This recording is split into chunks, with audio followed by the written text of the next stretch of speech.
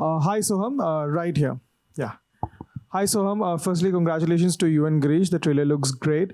Soham sir, मेरा ये सवाल है आपसे कि of course अब 10 साल के ऊपर हो गए हैं इंडस्ट्री में, इतनी सारी चीज़ें देख ली है एंड तुम्बाड़ की इतनी सक्सेस अब आई, डिलेड सक्सेस कहते हैं, लेकिन of course it's great that it's finally turning out.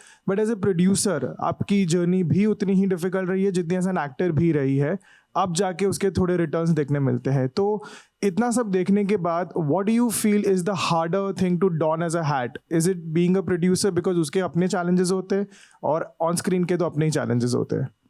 यार मुझे तो लगता है कि प्रोड्यूसर का काम सबसे टफ काम है. एक्टिंग का जॉब तो मुझे सबसे मस्त लगता है. मुझे लगता है कि एक्टर से अच्छा जॉब किसी के पास नहीं है इस इंडस्ट्री में. कि आपको थोड़ा सा अपना काम आता है तो 10-20 दिन तैयारी करो, 20-30-40 दिन जाके शूट करके आओ, ट्रेलर में आप सबसे आगे हो, प्रमोशन में आप सबसे आगे हो. कितने लोग काम करते हैं, मतलब यहाँ कितने लोग हमारे क्रू के बैठे हैं जिन्होंने दिन रात काम किया है. कोई ट्रेलर बना रहा है, कोई ट्रेलर काट रहा है, पता ही नहीं चलता. सबसे आगे एक्टर होता है. तो मुझे लगता है कि एक्टर का जॉब तो लाजवाब काम है और प्रोड्यूसर का जो काम है वो बहुत ही थैंकलेस जॉब है इस इंडस्ट्री में. जैसे आपने कहा कि मुझे 10 साल हो गए हैं, तो मैंने ये समझा कि प्रोड्यूसर से ज़्यादा थैंकलेस जॉब किसी का नहीं है इस इंडस्ट्री में. उसको कोई पूछता ही नहीं है, उसको कोई भाव ही नहीं देता है, उसका कोई इंटरव्यू ही नहीं लेता बेचारे का. उसको लोगों को लगता है कि इसको कुछ पता ही नहीं होगा. इसके पास मतलब उसको वो जो पुराने ही होते थे ना, वो लोग सूटकेस लेके आते थे प्रोड्यूसर और बैठते थे और पैसा गिन के देते थे. लोग वो सोचते हैं.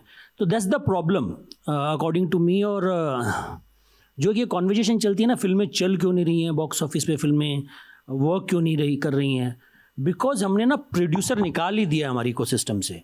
जब से कॉर्पोरेट आए हैं ना, तो जिस डायरेक्टर की फिल्म हिट हुई उसी का प्रोडक्शन हाउस बन गया. वो 5 फिल्में बना रहे हैं. और जो प्रोड्यूसर का काम है वो लाइन प्रोड्यूसर का है. ना तो उसका थॉट प्रोसेस है, ना उसका स्टेक है, ना उसका वट है कि यार मैं ये फिल्म बनाऊंगा, मैं इस फिल्म को रिलीज़ करूंगा. वो आदमी गायब हो गया. कि जैसे हम बहुत छोटे थे तो राज कपूर साहब के बारे में सुना करते थे कि यार उनको गाना अच्छा नहीं लगा, उन्होंने रीशूट कर दिया, उन्होंने बंगला बेच दिया.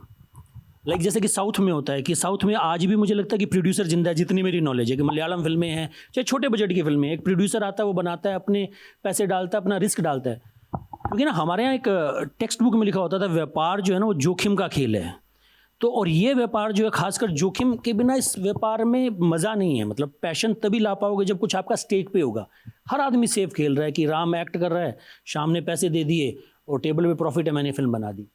तो वो मुझे लगता है कि उसका कारण है कि प्रोड्यूसर को तवज्जो नहीं मिल रही है. तो मुझे लगता है प्रोड्यूसर का जॉब बहुत टफ है. और एक्टिंग करना मैं ज़्यादा पसंद करता हूँ, पर मैं जैसी फिल्में बनाना चाहता हूँ वैसी फिल्में बनती बहुत कम है.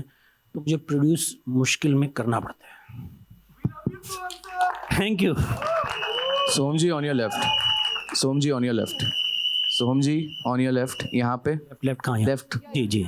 मुबारक हो आपको, कंग्रेचुलेशंस. जैसे तुम्बाड़ थी एक अपने जॉनर, मतलब हट के आई थी, क्रेजी भी उसी जॉनर की लग रही है, हट के लग रही है.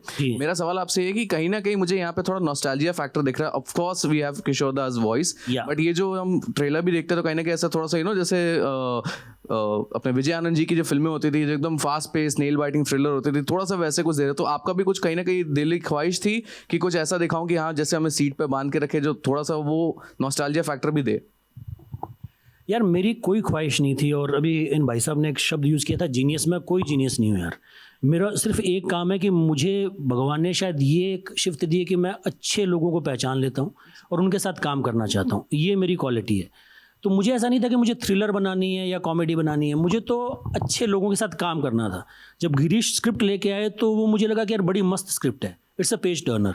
मेरे लिए कोई जॉनरा नहीं है, मैं हर जॉनरा की फिल्म बनाना चाहता हूँ. मुझे लगे कि स्क्रिप्ट अच्छी हो, आदमी बनाने वाला ईमानदारी से शिद्दत से बनाना चाहता है. तो गिरीश कोहली में मुझे वो दिखा कि ये आदमी ईमानदारी से शिद्दत से फिल्म बनाना चाहता है और इसकी स्क्रिप्ट बहुत अच्छी है. तो मेरा कोई रेफरेंस नहीं था कि मैं ऐसी फिल्म बनाना चाहता हूँ. मुझे हर वो स्क्रिप्ट बनानी है जो मुझे जिसमें लगता है कुछ नयापन है, कुछ अलग बात ये कह रही है, कुछ हटके कर रही है. जी, सिर्फ मेरा इतना ही था.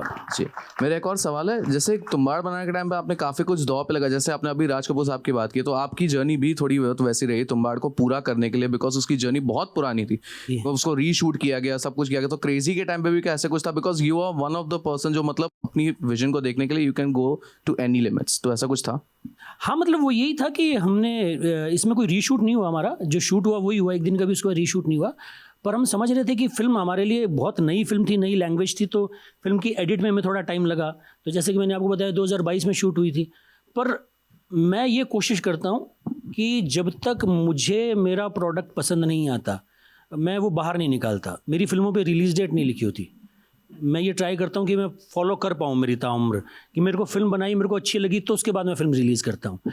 तो मुझे ऐसा लग रहा था कि हम लोग वहाँ पहुँचाएँ पहले फिल्म को, कि उसमें क्या क्या चीज़ें ऐड करें, क्या क्या चीज़ें एडिट में करें। तो उसमें हमें टाइम लगा, तो पर रीशूट नहीं हुई। क्रेज़ी के साथ ये मैं बहुत फॉर्चुनेट रहा कि रीशूट एक सीन भी नहीं हुआ। जो जैसी फिल्म हमने शूट की थी अगस्त 2022 में हमने शूट ख़त्म किया था, अक्टूबर में, तो उसके बाद कुछ भी शूट नहीं हुआ। पर आपको मज़ा आएगा देखने में, कुछ नया मिलेगा आपको।